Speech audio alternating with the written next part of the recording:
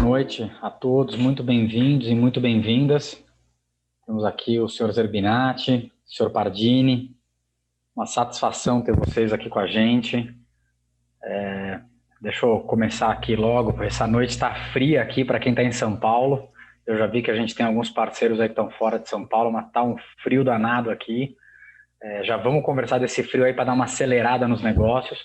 Bom, então sejam todos muito bem-vindos e muito bem-vindas a esse evento virtual que aborda os temas referentes à transformação digital e automação digital de processos. Hoje com o tema Ecossistema Acelerando a Transformação Digital. Eu sou Alexandre Degani Cantoni, atuo como líder da área de marketing na Zuri e eu serei o seu host nesse evento. Você pode participar com perguntas e comentários aqui no chat e poderá compartilhar este e outros conteúdos elaborados por especialistas do mercado acessando o nosso site www.zuri.wf e clicando no link conteúdo. Hoje, a gente tem a satisfação de receber o executivo Vinícius Pardini, da DocuSign, líder do mercado de assinaturas eletrônicas com mais de 200 milhões de usuários. Quem não conhece a DocuSign, na verdade, ainda mais na área de tecnologia. O Vinícius Pardini, ele estudou na Universidade Federal do ABC e no ICMC, da USP. Ele possui diversas certificações técnicas em infraestrutura. Em sua trajetória, passou por consultorias especializadas em soluções de TI, desempenhou funções de consultor e instrutor for Linux, administrador de sistemas na Tivit, embarcou na DocuSign desde o começo da operação no Brasil, em 2014, já tem aí uma boa jornada na companhia e vem galgando posições desde então. Iniciou como especialista e consultor de produtos, foi gerente técnico, gerente regional de delivery para a região de Latam e agora desempenha como gerente sênior para a área de serviços profissionais Latam, além de estar à frente da iniciativa de parcerias de serviços da DocuSign no Brasil. Vinícius, muito boa noite, muito obrigado pela sua participação com a gente hoje. Boa noite, obrigado, eu que agradeço. Ansioso para participar aqui com vocês. Legal, já vamos dar uma acelerada aí, vamos falar, ainda mais você está com parceria, para receber o Pardini... Vou botar o pé no acelerador, né? Não é? Para ver se esquenta. E para receber o Vinícius, né, o Pardini, em alto estilo, a gente tem a satisfação de receber o PhD Leandro Zerbinati, nosso diretor de serviços aqui da Zuri. Leandro, boa noite. Muito boa noite, muito bem, galera, muito bom estar aqui com vocês. Obrigado, Vinícius, por aceitar esse bate-papo conosco. Vai ser muito agradável, eu tenho certeza. Com certeza. Bom, e aqueles que estão nos ouvindo também, fiquem muito prazer em tê-los aqui conosco. E aí eu sei que muitas pessoas que estão com a gente já conhecem o Zerbinati, mas só para contextualizar, o Zerbinati ele é graduado em engenharia pelo Mackenzie, possui mais de 30 anos em experiência corporativa em diversas áreas do ciclo de desenvolvimento de engenharia de sistemas eletrônicos e de sistemas da informação. Em sua trajetória, são mais de 20 anos na formação de pessoas atuando como professor universitário e em treinamento de colaboradores na dimensão corporativa. Zerbinati é doutor em engenharia de sistemas eletrônicos pela USP, com pesquisas voltadas à aplicação de inteligência artificial. E aí, eu já falei muito aqui, quero dar início a essa conversa. O Vinícius já falou, eu estou ansioso, então vamos nessa. Para iniciar aqui esse debate com o tema de ecossistema acelerando as transformações, eu queria começar perguntando ao Zerbinati. Zerbinati, só para contextualizar, a gente considerando que, no mínimo, uma boa parte das operações de negócios são executadas com tecnologias digitais, né? Ou seja, a gente está falando de operações digitais, ainda mais agora nesse momento de pandemia. Como as organizações podem se beneficiar de fornecedores especialistas ou parceiros especialistas para terem mais agilidade e qualidade no desenvolvimento de soluções tecnológicas? Bom, vamos lá. De muitas formas. Mas o que... Sim, a gente está falando de eficiência operacional, a gente está falando de transformação digital. Dentro da transformação digital, existe um ciclo de adaptação das empresas. As empresas precisam se adaptar a esse novo mundo, a esse novo contexto que elas estão sendo inseridas, essa velocidade de adoção de tecnologias de informação e comunicação. Enfim, todos nós estamos vivendo isso. E existem alguns aspectos para isso. Um deles, a gente olha nas disrupções, startups, tecnologias inovadoras e novos mercados e um o que dá hype, né? O pessoal fica todo alvoroçado por essas novas tecnologias. Mas tem uma outra tecnologia que é de preparação dessa organização para estas inovações, que é uma tecnologia para melhoria da eficiência operacional, que é da automação do seu back-office, da operação de como as empresas trabalham hoje em dia, como elas têm que se digitalizar. Não é fácil organizações migrarem de um conceito clássico, tradicional, para essa velocidade de digital que nós estamos vivendo. E muitas vezes, algumas organizações parceiras dessas organizações vêm a ajudar a fazer este movimento, vêm a apoiar este movimento, seja de uma série de situações, porque, como diz a clássica literatura de transformação digital, às vezes lança uma lancha, mas não consegue mudar o curso do navio, porque esse transatlântico é muito grande. Então, como mudar esse motor deste navio? E isso, as parcerias, as empresas que estão com core business technology, né, com tecnologia no seu centro, trazendo para ajudar esse movimento, ganha essa eficiência operacional. Então, essa eficiência operacional, motor da organização para se tornar ágil, para se tornar mais visível, é uma das coisas que garantiria um pouquinho mais de fôlego para depois pensar em inovações e outros aspectos. Eu penso dessa maneira. O que você acha disso, Vinícius? Eu concordo em gênero, número e grau, e tem um ponto também nessa história da transformação digital, porque no fim do dia não adianta você ter uma solução que seja muito boa se a gente não tratar a parte da gestão de mudança que acontece quando a gente implanta essa solução, né? E é aí que os nossos parceiros estratégicos eles entram, porque no fim do dia as organizações elas têm uma certa limitação de o quanto elas podem escalar, né? E junto com parceiros e trazendo esse ecossistema junto com a gente consegue dar velocidade nesse processo, a gente consegue agregar com capacidades que não necessariamente a empresa hoje já tem dentro de casa e colocar esse ecossistema para acontecer e ajudar nessa transformação digital. A palavra transformação digital é um negócio muito bonito, né? Todo mundo fala que quer se transformar digitalmente, que quer entrar para a nova era digital, de como que as empresas estão mudando o negócio. E às vezes elas pensam que isso passa somente por uma ferramenta ou por algo mais simplista, né? E a visão estratégica, eu concordo em gênero, número e grau contigo, Zerbinati, ela tem que ser um pouco mais longa. A gente tem que pensar na transição desse navio como um todo. E vou te falar que não é fácil, né? Acho que tanto eu quanto você estamos vivenciando isso já há um tempo. A gente sabe que mudar o curso do navio nem sempre é fácil. E esses parceiros, esses fornecedores que são próximos das companhias, que ajudam a fazer a coisa acontecer, né? Eles são cruciais, né? E então a minha opinião é que acho que isso está tudo muito ligado para a gente conseguir de fato impactar, transformar e mudar a realidade dos negócios nas empresas. A gente precisa dessa colaboração mútua aí de vários players, né? Com certeza. Eu vou pegar um outro ganchinho aqui, e você falou de alinhamento estratégico e ecossistema, só para a gente bater um papo sobre isso. Uma coisa que a gente vem falando, assim, não só, né, o mercado todo está falando, que aquela TI, vamos falar do nosso transformação, né? Digital, tem TI ali no meio. A TI, ela já tem que se transformar, porque ela tem que sair daquela TI de sustentação, troca senha, quebrou a pilha do meu mouse, não está acessando aqui. Tudo bem, isso é um papel essencial dentro do parque tecnológico, sem isso nada funciona. Mas ela tem que subir a cadeira para uma TI estratégica, ele ser o drive da evolução de visões estratégicas do digital. E outro ponto que você tocou, assim, não é a compra de uma ferramenta, não é a compra de um computador novo, você compra um MacBook e, transformei digitalmente.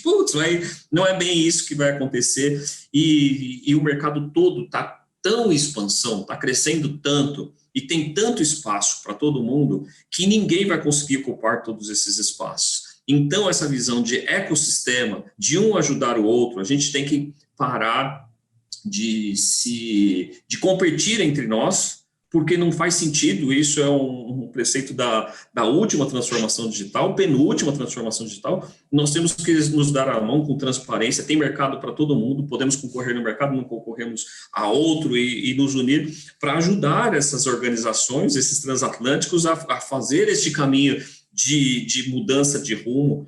Um dos aspectos que é comentado, que assim, a transformação digital, que é tudo isso, esse mundo em expansão, e muita gente, você tocou outro ponto interessantíssimo da gestão de mudança, praticamente isso é um dos centros da coisa, e as pessoas não gostam de mudar, né? No CERN não gostam de mudar, então precisa de uma governança para fazer isso, uma governança corporativa, uma governança digital para fazer essa transição.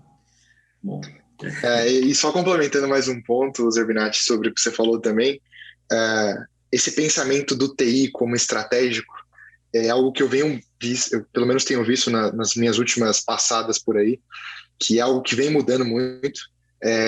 Realmente o TI está se aproximando muito do business, né, para entender qual é a necessidade de ver como é que ele pode servir, né, o business para fazer o negócio decolar de fato.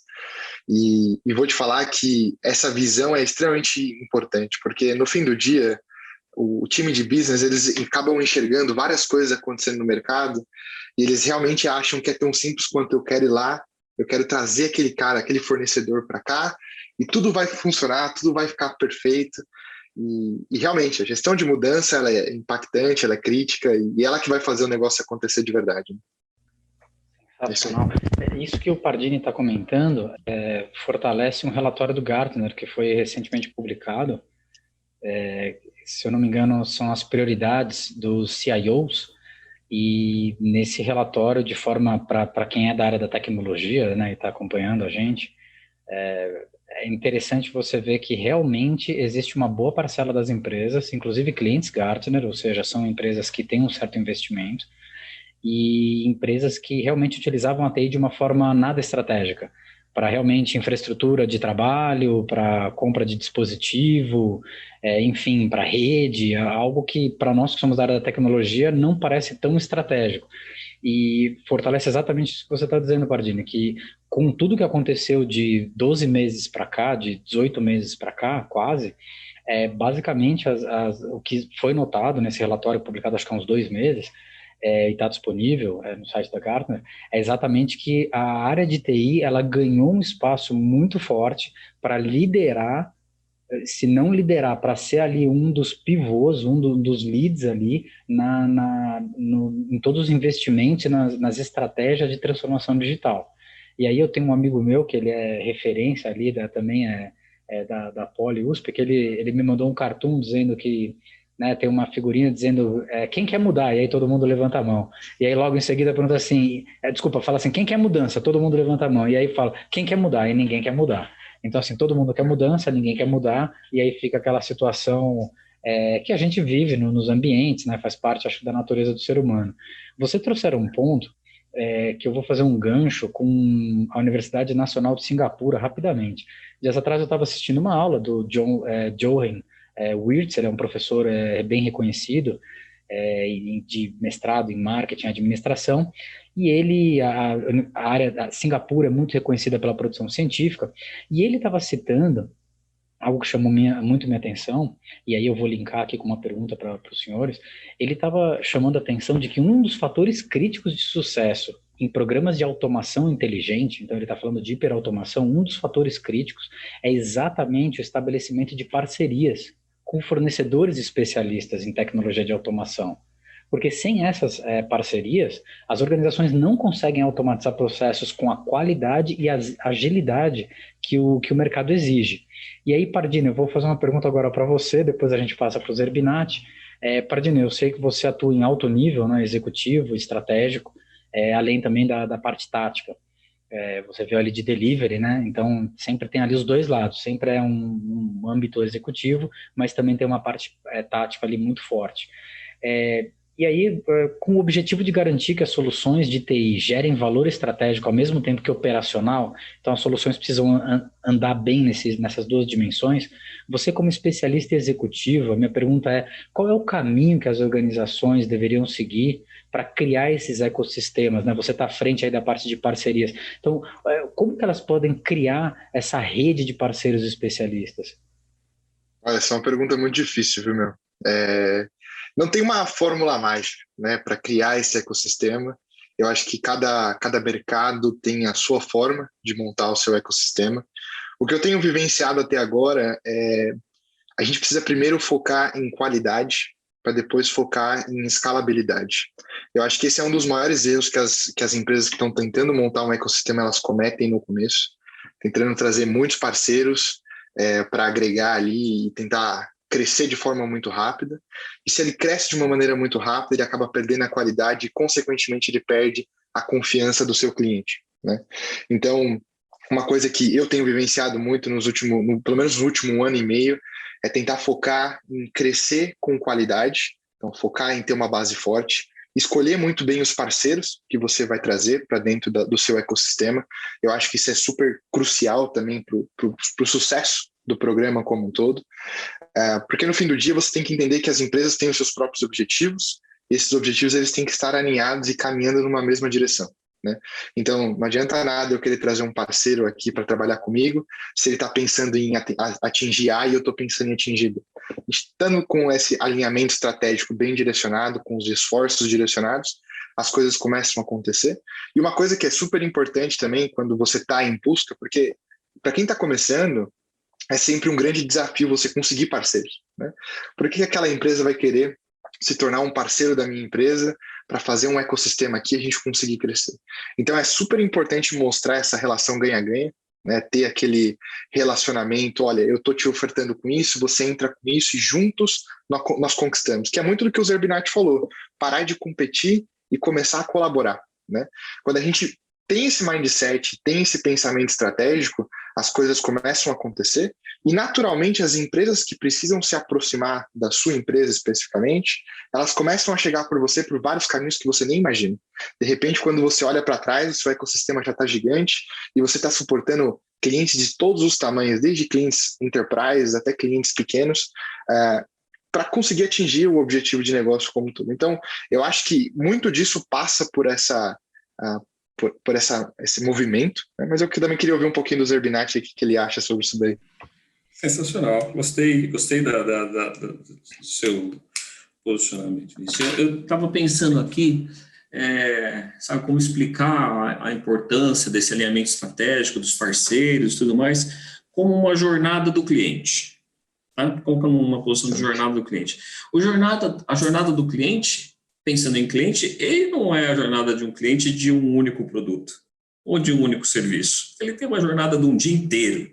Se ele tem uma jornada de um dia inteiro e ele tem uma jornada que, às vezes, ele tem os pontos de contato com a tua empresa, mesmo nos contatos com a sua empresa, você não consegue abranger todas as experiências que ele espera ter com esses pontos de contato. Então, sabe, trazê-lo do digital para o físico, né? Assim, captando ele para o digital, trazendo para o físico, só que para o físico é muito custoso. Então, a tendência de deixar no mundo digital com uma transparência de físico, você precisa de muita gente para fazer isso, você precisa de muitos parceiros para fazer isso. E não adianta, aí vendo a experiência do cliente, você quer dar uma experiência, sei lá, mais cool, mais legal, e tem um parceiro que é todo tradicional, toda uma linha, tentando fazer uma analogia de uma quebra de estratégia. Putz, não vai dar certo, porque você vai quebrar aquela experiência que você está colocando para o cliente. Então, isso dentro de uma expectativa de fora para dentro da organização, né?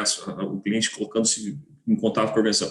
Mas ainda dentro, para suportar todos esses pontos de contato, eu tenho um monte de coisa, um monte de tipos de tecnologias que, para acelerar, vai desde os produtos DocSign, por exemplo, né? Ligado ainda com coisas que vão aparecendo, com LGPD, com coisas, né, que o mercado está em transformação, novas práticas, automações, RPA, hiperautomação, tecnologias, inteligência artificial, redes colaborativas. Nossa, tem um monte de coisa. Uma empresa, maior que seja ela não vai conseguir atingir essa experiência do usuário, não vai conseguir atingir a experiência do colaborador para atender este cliente.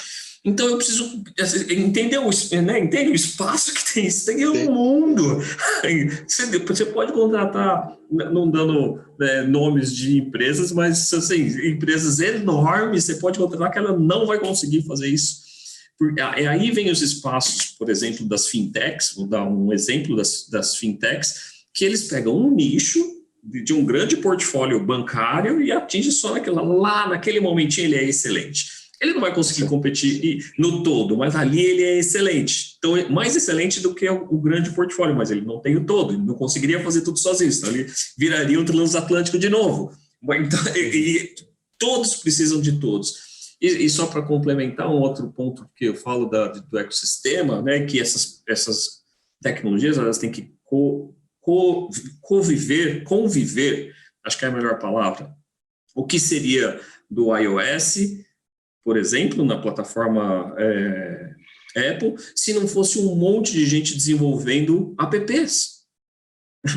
Não faria sentido. O iOS e iPhone seriam um equipamento, o equipamento que está ali, mas tem todo um ecossistema, só para entender o ecossistema, que vai colocando apps e todo mundo ganha, tem espaço para todo mundo. Isso eu pensei em colaborar assim. E uma coisa, puxando um gancho do que você falou, cara, encaixar o mundo digital num formato físico. Isso é uma das coisas que eu mais vejo hoje no meu dia a dia. Os clientes pensam, vou te dar um exemplo muito, muito simples. Vou transformar um processo de RH da minha empresa. É tão simples quanto eu pegar os documentos que hoje eu imprimo, colocar ele num PDF e mandar para frente. As pessoas não têm essa visão do ponta a ponta da jornada que você comentou, e é aí que realmente os nossos parceiros entram justamente para agregar valor, né? Então, pega um parceiro que é especializado no segmento de RH e mostra para eles, olha, se você olhar, em vez de você só pegar esse documento aqui e digitalizar ele e mandar para uma pessoa fazer um preenchimento, vamos pensar em reformatar o seu processo, vamos redesenhar. E isso também linka bastante com o pedaço da gestão de mudança, porque geralmente as pessoas elas querem transformar digitalmente sem adaptar o processo. Elas pensam que é só pegar o que elas têm hoje e simplesmente trazer para o mundo digital. E é nesse ponto que a maior parte das empresas elas perdem eficiência operacional, né? Porque o processo que a gente traz como uma integração de um sistema, como uma integração com algum tipo de workflow, coisas do tipo, ele vem para agregar todo o tipo ele vem para agregar a parte operacional, a eficiência operacional para o processo. Então ele vai trazer ali muito valor de salvar a impressão de papel, vai salvar tempo que as pessoas gastam no dia a dia. Outro dia eu trabalhei com um cliente que ele tinha um departamento inteiro de mais ou menos umas 8 pessoas que só fazia digitalização de contrato para o mundo digital. Aí você para pensar e fala assim, como pode uma empresa achar que ela entrou na era digital quando ela tem um departamento exclusivo para fazer escaneamento, digitalização, né? Então, esse momento da transformação, e com esse ecossistema como todo suportando os clientes, ele traz para mudar esse pensamento, para mudar esse mindset. E isso, no fim do dia, vai gerar um valor de retorno de investimento e uma série de outras coisas para a empresa que, às vezes, é até intangível. A gente pensa que a gente sabe calcular o quanto que ele vai ter de benefício, mas chega lá no final, a gente para e olha para trás e fala, realmente, a gente teve muito mais benefício do que a gente esperava ter com esse processo, com essa transformação. Então, só queria puxar esse gancho porque eu escuto isso todo santo dia. Todo santo dia eu vejo pessoas, clientes, querendo fazer essa transformação, simplesmente pegando algo físico e pondo no computador, né? No fim do dia é isso que não pode acontecer, né? Vou fazer a transformação digital, comprar um mega scanner, né? Agora eu escanei tudo, digital. Não funciona, né? No fim do dia não vai ter o resultado que ele está precisando. E é interessante. E assim, só complementando o ponto que você falou, né, de você adaptar o processo. Por que é isso? Porque se você trazer o processo do jeito que é do mundo, né, que mais não tão veloz, que a digitalização ganha eficiência e velocidade, que é o mundo que a gente está vivendo, se você faz porcaria nesse processo e não olha muito bem para como ele vai ser nessa velocidade de hiperautomação, robotização e tudo mais, vai cuspir porcaria para todo lado.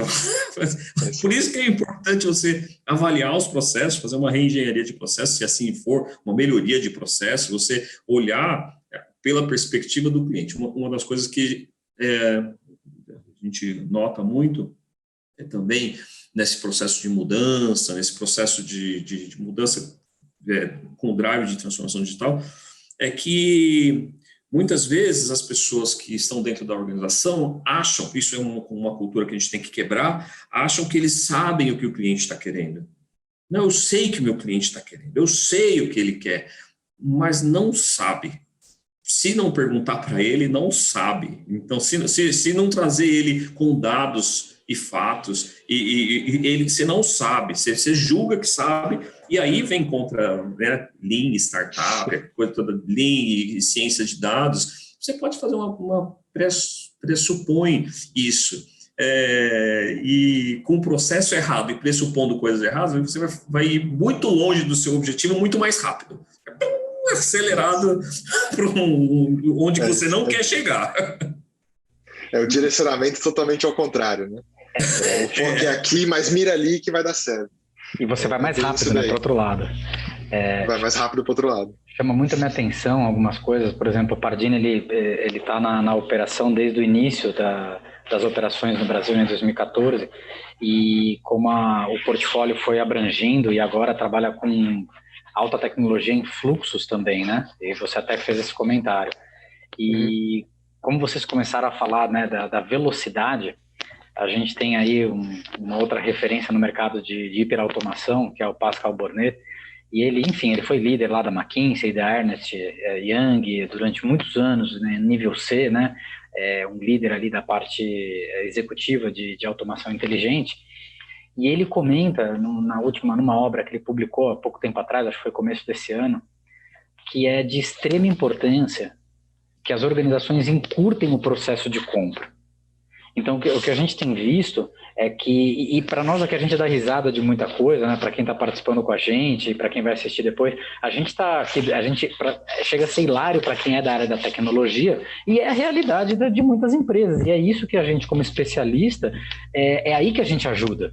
Porque na hora que você busca uma automatização, na hora que você busca a digitalização, a transformação digital, é aí que o especialista vai lhe dizer, né, vai lhe ajudar a fazer a melhoria contínua, já desde o início da automação, ou a reengenharia de processo, né, como for mais adequado. Mas o que a gente nota é que quando eles vão adquirir uma solução de automação que tem ali um mínimo de complexidade, em média, ele também notou, e a gente, por experiência aqui, 20 anos automatizando grandes empresas aqui no Brasil, na Europa e nos Estados Unidos, a gente nota que o processo de compra é longo. E aí ele comenta que é muito importante encurtar, porque as empresas, na visão dele, estão demorando de 6 a 9 meses para analisar e escolher uma oferta de com quem ele vai trabalhar, quando, na verdade, isso deveria demorar de 2 a 4 semanas para você automatizar logo, né, já fazendo uma melhoria, põe para rodar, faz as iterações e sai na frente da concorrência, porque só o tempo que você demora para fazer as avaliações, 6, 9 meses, cara, vai ter 1 ou 2 concorrentes seus que já vão sair na frente. E aí, eu queria emendar uma pergunta, Zerbinati, vou jogar para você agora, depois a gente passa para o Pardini, que é, falando de velocidade, né, qual é a importância de você contar com esses parceiros especialistas para que você crie as soluções de forma mais ágil? Qual que é a importância de você ter um parceiro especialista? Vamos nessa. Velocidade. Relâmpago McQueen, eu sou a velocidade. É isso. Você teve parceiros que estão já tentando retomar, estão adequados à sua orientação estratégica, estão performando junto de você. Você não precisa formar aquele mercado, porque senão você tem que formar o mercado. E formar o mercado, você vai demorar um pouquinho mais. E a grande diferença dessa transformação, a quarta revolução industrial que nós estamos vivendo para as outras, além de colocar a tecnologia no centro, é a velocidade, é muito mais rápido. Então, você está falando de velocidade de contratação e isso é uma velocidade de mercado também. Você já está preparado para atender aquele tipo de solução. Eu aumento o portfólio de soluções da minha organização com esse monte de parceiros que eu tenho, porque, como nós dissemos, não tem como atender todo o ciclo a jornada do cliente, é impossível. Então, ele está precisando disso, vem com meu parceiro, esse. Vão em força bruta lá, depois negocia preço. E se vir com esse pacote de solução, é muito mais ágil do que você levantar para o mercado, especificação, quem que atende isso, não tem tecnologias desenvolvidas, não tem software desenvolvido, não tem parque computacional desenvolvido. Eu acho que essa é o grande ganho de você já ter essa rede de parceiro num momento de contratação, para ganhar velocidade. No fundo, tudo é velocidade, e nesse mundo de exponencialização, desse mundo exponencial, um segundo aqui ele vai escalando e vira um monstro. Então, por isso, a gente aprender a trabalhar com velocidade, e velocidade não é fazer de qualquer jeito, não é fazer de maneira desleixada, não é deixar a qualidade cair, é você atender com uma adaptabilidade daquilo que o teu cliente está querendo. Então, porque tem muito de, ágil é fazer de qualquer coisa.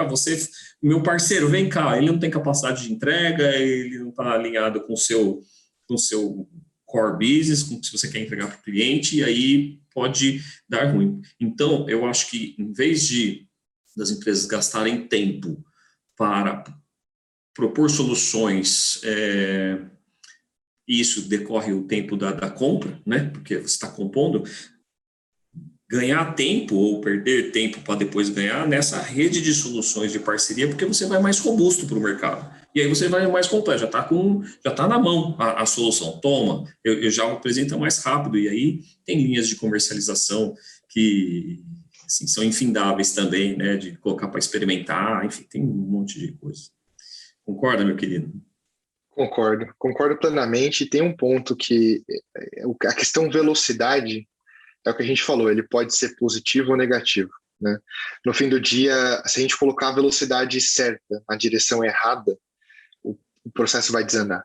E obviamente a gente está vivendo uma situação muito atípica nos últimos 18 meses, mas um dos pontos que as empresas foram forçadas a se reinventar durante esse momento foi justamente nisso que você comentou, será que eu vou ficar 6, 9, 1 ano avaliando um fornecedor para começar a fazer as coisas acontecerem? Então, eu tenho visto muito isso ser acelerado por conta de necessidade, as empresas estão precisando, e se nós tivermos o combo correto, né, de direção, velocidade, parceiros capacitados para conseguir apoiar aquela jornada, as empresas realmente conseguem se transformar num período de tempo muito curto. E, obviamente, que tudo isso está muito relacionado e muito vinculado ao nível de comprometimento que a empresa tem também em ter essa transformação, né? Então, eu concordo plenamente contigo, Zerbinati. Eu acho que essas coisas elas vão se complementando, né? Elas vão se unindo para fazer com que as coisas evoluam da forma que devem evoluir. E tem um outro ponto que eu estou aqui pegando, que talvez pegue a velocidade. É o financiamento, é o dinheiro, é o budget. Financiamento, com certeza. Talvez o budget ele trave essa compra, porque assim, a gente pode também estar com a rede toda completa, só que a organização, objeto dessa transformação que a gente está falando, realmente não está preparada, não pensou, né, em tudo isso. Então, e aí, precisa esperar o budget do próximo ano para entrar naquilo lá, e aí pode ser que... Então, o que a boa prática fala é a sensibilização do board o mais rápido possível, para tentar trazer uma visão digital, para que coloque isso dentro do budget e coloque, mas não uma coisa intempestiva, não comprar vou dar uns exemplos que a gente está conversando aqui, não colocar o budget para comprar um mega scanner. Colocar um budget olhando uma perspectiva de plano de ação, né, de roadmap dentro da organização, quais os pontos que vão levar uma mudança de entrega para o cliente, de melhoria para o seu produto, mas direcionar o budget, mas tendo consciência do que você quer. Então, vai de uma consciência de entrega de produto digital. Isso talvez barre porque barre essa compra, essa velocidade. Porque sabemos assim, se você quiser comprar tudo, é muito caro. Muito caro. E recursos são limitados. Então, então direcione aquilo para que faça diferença no seu produto nesse momento. Navegue nesse mar com com o dinheiro que você tem, com as capacidades que você tem, mas direcionado para realizar as transformações corretas. Né? Uhum. É uma coisa que é interessante nesse aspecto, só complementando para fechar essa daí, as empresas realmente, se elas forem pensar muito grande logo de cara, o budget acaba se tornando um problema. Né? A gente começa a pensar, eu quero transformar digitalmente a minha empresa inteira de 10 mil funcionários. Nossa, eu vou gastar um caminhão de dinheiro para isso. Uma das coisas que eu venho trabalhando nos últimos anos é tentar plantar na cabeça das pessoas uma noção um pouco mais estratégica, e isso é difícil, porque certas vezes a gente entra num nível na organização que as pessoas não estão pensando dessa forma, né? E tentar priorizar. Tem um termo que é um jargão que eu uso bastante, que é o land and expand, né?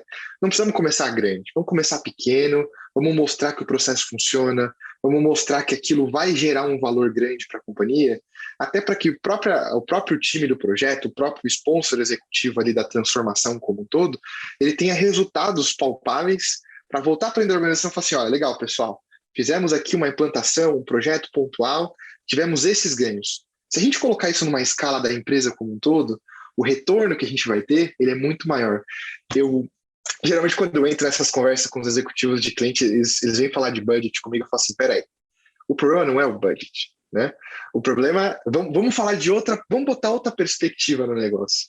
Vamos tentar olhar para o quanto você vai ganhar em cima de retorno que você vai deixar de gastar. Né? Porque quando a gente traz eficiência, a gente traz um parceiro ali para agregar valor de fato, no fim do dia, ele tem um saving muito maior do que o custo que ele vai ter, seja com o que for. Né? E a gente conseguindo sensibilizar e engajar o cara no nível certo, e esse é o maior desafio de todos, né? A gente conseguir engajar ali no nível correto. O negócio costuma andar um pouco melhor. Mas esse é um tema, assim, acho que todos nós da área de tecnologia, a gente sofre muito com isso todo santo dia. Vamos fazer tal coisa? Você vai lá, monta uma bela prova de conceito para o cliente, fala, vai funcionar perfeitamente, e na hora do vamos ver, putz, não temos budget. Esse é o maior, acho que esse é o calcanhar de Aquiles da tecnologia, né? Com certeza. E você comentou uma coisa, vou parar aqui, senão a gente vai longe dessa única pergunta, né? Mas você falou do valor agregado, né? De você salvar o custo e entregar valor. Uma das coisas que assim, a gente vem falando, né? Assim, que a transformação digital, isso pega. A transformação digital é a forma dos executivos e empresários proteger a empresa do futuro. É simples assim, você não você vai, vou gastar, qual o retorno que você vai ter? Muitas vezes é o retorno de você ter a empresa. É isso. Porque senão a empresa vai desaparecer, porque os seus concorrentes estão voando ou já mudando, ou aquele seu setor que você está vai desaparecer inteiro. Quantos setores desapareceram? Porque está numa linha de digitalização, né, que é os 6Ds lá, que é o terror e a busca de todos, né? Digitalização, decepção, disrupção, desmonetização, desmaterialização e a democratização. Quer dizer, se você é o fabricante da calculadora, desmaterializou, virou app, já era, cara. Você acabou o seu mercado inteiro. Então, se você tinha um hot site para e-mail, o Gmail dá de graça isso, desmonetizou, já era. Então, assim, é o custo de você salvar até o negócio. É simples assim, mas tem que gastar o dinheiro da maneira certa, já que ele é findável, né? Ele tem limite. Eu acho sensacional, e é engraçado que mesmo que você vê diversos frameworks sobre como conduzir a jornada da transformação, eles são pautados por essas diretrizes, né? Quer dizer, cara, começa pequeno, e podem ser de diferentes escolas ou correntes de pensamento, mas, cara, começa pequeno, mostra logo uns ganhos rápidos, né? Assim, entre aspas, ganhos rápidos. Primeira vitória, né? Compartilha com eles e mostra, cara, agora a gente escala, né? Você usou uma expressão excelente que eu não conhcia, que é, como é que é? Aterrize e escala. O land expand, aterrizar e depois sensacional. E eu acho que o Zerbinati comentou, você, Pardini, comentou da gestão ágil. né, da importância de você realmente ter dados. Quando você não tem dados, você fica discutindo. E os dados estão por aí da sua operação. Na medida que você não automatizou, que você não utiliza uma plataforma, você não tem esses dados estruturados para você tomar a decisão e perceber onde estão os gargalos. Facilmente você bate o olho em algumas planilhas e dashboards customizados para o seu negócio. Quando você utiliza uma plataforma de automação, você consegue ver onde estão os gargalos, aonde está demorando, por que está demorando, qual é o problema. Inclusive, você consegue enxergar o processo de uma maneira mais macro e ver rapidamente. E aí, Pardini, eu vou virar para você agora uma outra pergunta, que é, quando aqui na Azure a gente faz muita integração. A gente realmente utiliza muitas integrações, essa é uma das facilidades da nossa plataforma low code. A gente tem conectores, realmente algo simples para a gente fazer, qualquer tipo de sistema a gente conecta. E aí é incrível como a gente integra processos complexos. Né? A gente integra processos e sistemas legados em grande número e a gente gera um valor enorme, né? Do operacional, enfim, do pessoal que usa a nossa plataforma no nível operacional. E aí a gente também entrega valor para o C-Level, mostrando para eles todos esses ganhos, toda essa visão que a gente está falando aqui, inclusive você ter dados da operação para você tomar decisões estratégicas. E aí minha pergunta é sobre integrações, porque eu sei que você também, na sua posição, você além de fazer as parcerias, você também trabalha com muitos projetos de integração, que requerem integração. Pardini, eu queria te perguntar primeiro, depois a gente passa para o Zerbinati, como que as integrações com sistemas e processos geram valor nos seus projetos? Esse é um excelente ponto. E no fim do dia, a integração de um sistema com o outro é justamente para a gente conseguir ter um ganho operacional, né? Então, quando a gente usa uma plataforma, um sistema de uma forma manual ou sem uma automação por trás, você fica dependendo sempre do ser humano, né? Com a integração com a automação, você coloca aquilo num fluxo e esse fluxo ele acontece de uma forma independente da pessoa que está por trás daquele desenvolvimento, né? O que eu tenho mais visto hoje é quando a gente trabalha com grandes clientes, grandes empresas, a integração não só nos savings operacionais, obviamente tem um investimento que eles fazem no começo, em desenvolvimento, em projeto, em levantamentos, tem uma série de requisitos que precisam ser entendidos para conseguir automatizar o processo, mas depois que ele passa por essa jornada de implantação, digamos assim, ele começa a colher os ganhos de uma forma muito rápida, né?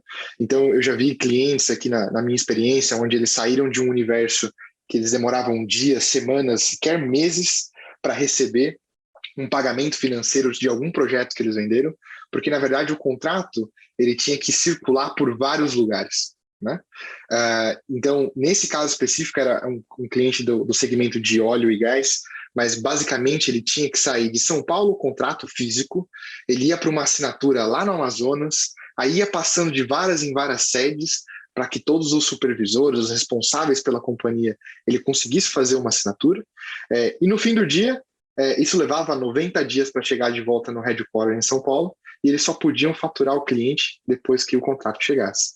Enquanto isso, o cliente está lá usando o serviço, usando o produto, e o ganho dele está perdido. Com uma simples integração que a gente fez nesse caso, a gente reduziu de 90 dias de tempo médio para exatos 4 dias, o fluxo inteiro do cara. Então, não só teve o ganho de ter uma integração processual, de ter ganhos operacionais, mas o fluxo de receita do cliente foi impactado diretamente. Então, tem várias formas que a gente acaba não pensando no começo, né? Putz, como é que eu posso trazer valor para esse cliente através de uma integração, né? Você está olhando ali muito para o Bit and Byte, a gente pensa só nos termos técnicos, né, no que está acontecendo por trás. Mas se a gente dá um passo para trás e olha numa visão um pouco mais macro, você acaba percebendo que o impacto ele é gigantesco. E quando a empresa vai por esse caminho, normalmente não consegue mais voltar para o que ela fazia. E acho que é isso. E pelo menos é isso que eu tenho vivido bastante aqui nas minhas experiências. E a gente tem visto que cada vez mais os clientes que se integram com plataformas e com o ecossistema, porque, de novo, a gente traz aquela conversa de uma plataforma não faz tudo. Temos várias ferramentas, cada uma é especialista em um negócio. Então, quando a gente vai conectando os especialistas e vai montando essa solução como um todo, o cliente só colhe os frutos, né? Ele tem um usufruto total ali, tem o melhor benefício do mundo que ele poderia ter. É isso aí. Muito bom, muito bom. Deixa eu fazer uma parte. Eu acho que essas integrações São as portas digitais do ecossistema. É assim. Sabe, essas integrações, elas conectam as soluções intersistêmicos, interparceiros. Hoje é inconcebível um sistema trabalhar isolado. Impossível. Assim, seria possível, mas no mínimo você vai ter de redigitar. Você vai ter que ter um departamento, um de escanear e outro de digitar. Você pega de um sistema e digita do outro. No mínimo isso. Seja ela, se não tiver integrações por banco de dados, por web services, por que for que seja, eu preciso dessas integrações. Então, essas integrações, ao meu ver, são justamente as portas desse ecossistema, como eles se interconectam digitalmente. E é aí que está o valor de tudo isso. Ter portas para isso. Então, quando eu vejo algumas, e ainda existem algumas soluções muito proprietárias, que querem todo um segmento para elas, que se fecham as integrações, hoje elas estão perdendo um espaço enorme, porque ela vai competir com essas pequenas soluções que vão abraçar essa grande solução e vai esmagar ela, porque ela não está querendo fazer parte desse ecossistema. Ela quer tomar tudo sozinha, e como ela não vai conseguir solução, outras pequenas partes vão começar a se agregar dentro desse valor. Então, por isso que organizações deixam as plataformas abertas, por isso que as organizações deixam seus códigos abertos para usufruir, para utilizar, para se fazer parte. O negócio é fazer parte. A competição, hoje, nesse mundo volátil, adaptável e veloz, não é possível. Então, concordo, sim, essa integração é o valor agregado do que o cliente vai receber. Cuidado com as soluções proprietárias que não permitem as suas integrações. É só isso que eu falo. Fica a dica. É um aviso, né? Fica um aviso. Logo você vai virar escravo digital. Eu vou contar para vocês que a gente está chegando quase no final. E passa rápido. Tá? Passa muito rápido. Porque se eu disser que o papo é bom, parece que é papo de bar, mas não é. Né? Como eu falei uns minutos atrás, a gente, como especialista em tecnologia, algumas coisas que a gente aqui acha hilário é a realidade de muitas empresas, e para a gente é simples. E aí, há pouco tempo atrás, Pardini, você comentou sobre retorno de investimento. E eu vou linkar com uma pergunta, por isso que eu quis agora já entrar, porque eu vou linkar com uma pergunta que a gente recebeu de um participante nosso. E a gente acabou elaborando há pouco tempo atrás, com a ajuda do PhD Zerbinati, a gente elaborou exatamente um material que fala sobre o retorno de investimento em automação muito além do valor monetário, dos benefícios monetários. E a gente tem um caso interessantíssimo, que é de um cliente Zuri. Ele está de uma multinacional fazendo uma implantação, e a gente foi conversar com ele, ele falou, putz, eu vendi o projeto, eu fui lá vender a ideia junto para a minha área, para o meu CEO, e eu mostrei para ele, olha só onde é que a gente vai chegar, eu mostrei para ele quanto que eu ia economizar de homem-hora. E para gente que nós somos especialistas, e aí eu aqui como um profissional de marketing sou leigo perto dos senhores, né? Mas a gente entende um pouco de tecnologia, a gente vive isso já há algumas décadas. E aí é muito interessante, porque efetivamente o retorno que você tem do homem-hora, aquilo é muito baseline, aquilo assim, é muito getting started, é muito início, porque o benefício que você tem de sinergia, né, o benefício que você tem de visão, de inteligência, vai muito além. Em algumas vezes chega a ser difícil de você mensurar, algumas vezes você precisa botar para rodar para você mensurar depois. E nesse caso, esse nosso cliente, ele mostrou para o CEO dele que em um ano ele ia economizar de 1 a 3 milhões de reais em um projeto pequeno. Para ele, porque a gente está lá dentro desse cliente já há quase 10 anos, e a gente tem uma série de projetos. Ele conhece, ele é um especialista em automação, e algumas empresas hoje têm especialistas em automação, e ele falou, cara, eu fiz uma conta aqui. Aí eu falei, não, deixa eu dar uma olhada. Eu olhei o Excel, literalmente um Excel dizendo, cara, tem tantas pessoas, custam tanto, e aí quando eu olhei, eu falei, não, aí a gente começou a conversar, falou, não, a gente precisa fazer um material para compartilhar vamos chamar, com os nossos stakeholders, com os públicos estratégicos, de que, putz, legal, vamos fazer o cálculo do homem-hora, sem problema. mas, cara, você vai ter muito mais benefício. Você vai ter uma série de outros benefícios de processo, de melhoria de experiência. Quando você melhora, quando você aloca, só um exemplo, quando você aloca as pessoas em tarefas de maior valor agregado, você ganha engajamento do colaborador. E esse é um ponto muito importante hoje. Inclusive, o RH é uma das áreas que mais ganha com investimento de automação. E aí eu vou trazer a pergunta do Igor. Igor, obrigado pela pergunta. O Igor faz a seguinte pergunta, Zerbinati, eu vou jogar para você. E aí depois a gente fecha com mais uma para o Pardini. Zerbinati, a pergunta do Igor é a seguinte. Você entende que o parceiro também tem um papel-chave, em apoiar diretamente o cliente para que ele prove, para que ele sinta o projeto de transformação no sentido do retorno de investimento? Então, você tem um projeto de transformação digital e ele está perguntando se o parceiro tem um papel-chave em apoiar para que esse retorno de investimento seja percebido. Não tenho dúvida nenhuma. Nenhuma. É uma situação de simbiose. Se tem que ser bom para todos. Então, se não está enxergando o valor agregado, se não está enxergando o retorno do investimento, né, desse investimento, alguma coisa está errada. E aí morre os dois, né?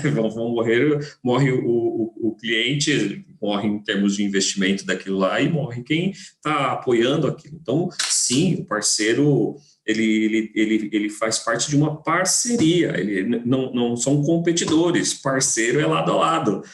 Se está na chuva, está no sol, está onde for, é lado a lado. Então, se tem dificuldades de entender qual é o valor agregado, como o Ale estava comentando agora, tem que sentar em conjunto dentro dessa solução proposta e ajudar, sim, a provar para quem for que seja stakeholder, seja shareholder, seja sócio, seja redes de investidores, quem for que seja, qual é o valor agregado daquilo. Sendo que o valor agregado pode ser operacional, como o Ale falou, economizou tempo, e mesmo a economia de tempo, às vezes quer dizer time to market, você chegou na frente e isso, o valor de chegar a 5 segundos não é 5 segundos, é um cliente na tua mão, ou vários clientes na tua mão, ou valor agregado intangível.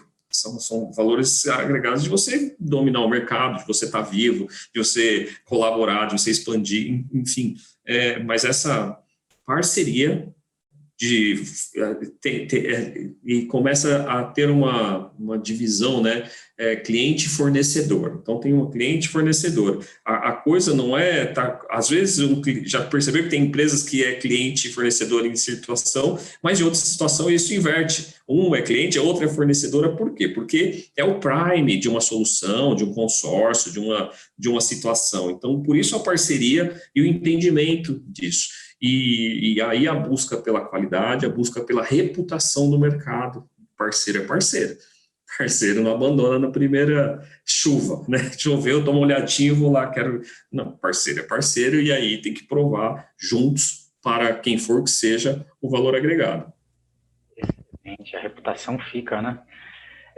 Pardini, eu vou trazer para você agora e novamente eu vou expressar que o Pardini tem uma experiência também muito interessante como especialista e líder, não só de área, como de grandes projetos de tecnologia. Então, nesse cenário, né, eu queria te perguntar o seguinte, a maioria das demandas que você tem, ou pela sua experiência, elas são originadas por líderes na dimensão estratégica ou são originadas por especialistas um pouco mais no nível tático? Olha, eu vou te falar que isso depende muito, tá? Acho que não tem um caminho certo. Eu já vi os dois. Eu já vi começando com um simples analista, de um cara que gosta de tecnologia, aí o cara vê uma solução, ele leva para o gestor dele, que leva para o diretor, que leva para o C-level, e ele acaba convencendo a organização inteira que aquilo é uma transformação que faz sentido. Eu também já vi, mas o que é mais comum é a gente ver no caminho contrário, né? Então, o pessoal que está ali sentado na camada estratégica, olhando para o negócio, porque esse é um ponto importante. O pessoal que está ali no nível mais pensativo, pensante do business, ele não tem que pensar o que está acontecendo nesse momento, né? Ele tem que ter uma visão de 1 ano, 3 anos, 5 anos, para ver para onde que o negócio dele vai caminhar. Então, geralmente, essas pessoas elas conseguem ter uma visão um pouco mais clara de o quanto aquela ação ela pode impactar na empresa como um todo, né? Então, normalmente, isso acaba vindo de um segmento mais estratégico para o operacional, mais estratégico para tático, né? Então, o que eu tenho visto nos últimos 3, 4 anos nessa linha é mais estratégico, mas isso não inibe a possibilidade do pessoal que está no field, que está na operação, em ver o benefício que aquilo poderia trazer para a empresa e isso vir pelo caminho contrário. Excelente. E só complementando uma outra coisa, Lê, desculpa. Puxando um pouquinho do gancho do que o Zerbinati falou agora há pouco, para fechar, uma coisa que é muito, muito interessante quando a gente pensa desse jeito é que tem o tangível e o intangível. A gente costuma usar aqui na empresa um termo para hard e soft return of investment, né? E tem muita coisa aí no meio que a gente não pensa. Por exemplo, capital circulante das empresas, por exemplo, custos que eles têm, que às vezes eles nem sabem que eles têm. Eu não sei se alguém aqui já parou para pensar, mas quando você tem, por exemplo, um processo físico, você tem custo de armazenamento, manutenção, você tem risco legal, tem risco de compliance, tem uma série de coisas ali que são muito intangíveis, e quando você agrega isso na camada estratégica e olhando isso para o futuro da empresa, em algum momento você pode ter aquele problema. Então, quando você toma essa decisão olhando para o futuro, você consegue evitar muito problema lá na frente, principalmente na parte de riscos à operação como um todo, que é o que o Zerbinati falou, a empresa se manter existindo, né? Só citando um exemplo bem, bem rápido, a gente acabou de ter oficialmente, digamos assim, no Brasil, a LGPD, né, em vigência. E isso é uma coisa que as empresas, elas não necessariamente estavam preocupadas no passado. Então, aqueles caras que tinham aquela preocupação com o cliente, aquele foco, de fato, em ter um serviço diferenciado, eles já tinham esse pensamento antes da lei existir. Quando a lei veio, a adaptação ela foi mais simples, né? Então, é super importante que quem está nessas camadas estratégicas, eles pensem com uma visão de longo prazo e eles enxerguem quem são os parceiros que vão conseguir ajudar ele nessa jornada. Porque é a mesma coisa que a gente acabou de discutir. Eu sou especialista em uma coisa, o Zerbinati em outra, você em outra. Se nós juntarmos nós três aqui para fazer um negócio acontecer, vai ser perfeito. Agora, se eu tentar falar de marketing, esquece. Eu não sou marqueteiro, eu não consigo, cara. Eu não consigo ter esse dom que você tem da oratória, por exemplo. Então, é muito legal a gente começar a pensar, mas como os quebra-cabeças eles vão se encaixando e como todo mundo faz parte desse processo de transformação como um todo, né? Desde a operação, do nível estratégico, dos parceiros, dos fornecedores. Quando tudo isso entra com um objetivo muito alinhado, a gente vai caminhar para uma direção de sucesso.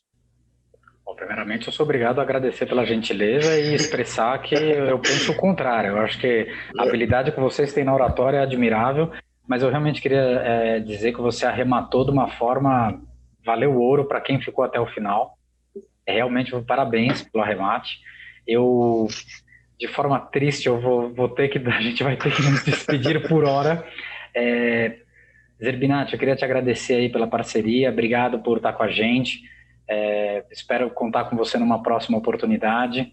Uma excelente noite, muito obrigado.